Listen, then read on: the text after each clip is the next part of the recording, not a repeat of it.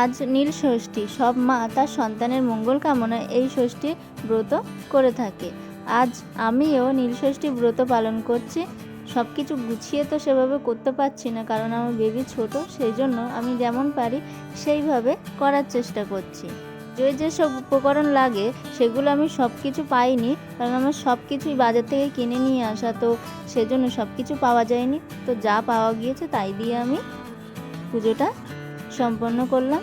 আর সোনাকেও পুজোর ঘরে নিয়ে এসেছে প্রণাম করার জন্য, কিন্তু সোনা তো সব কিছু নিতে চাইছে, যা কিছু সামনে দেখছে সব নিতে চাইছে। ভাবলাম যে যার জন্য পুজো করছি তাকে একটু নিয়ে যাই পুজোর ঘরে, কিন্তু এসে তো সব কিছু যা দেখছে সব নিতে হবে।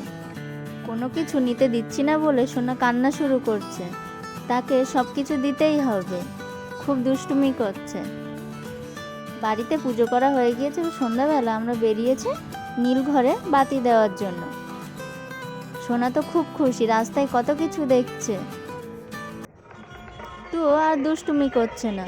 কত লোকজন দেখছে, গাড়ি দেখছে, আর এত আলো দেখছে, তো খুব খুশি হয়েছে। এই যে আমরা মন্দিরে চলে এসেছি, এখানে শুরু হয়ে গিয়েছে সব কিছু।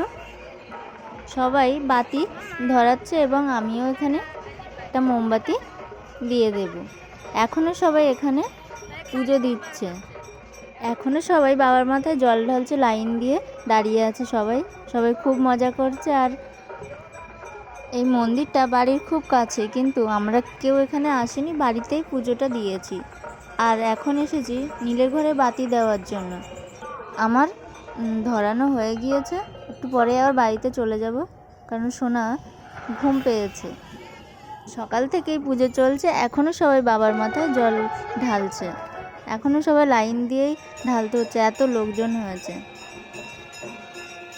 এসব মন্দিরের ভিতরটা একটু দেখাই।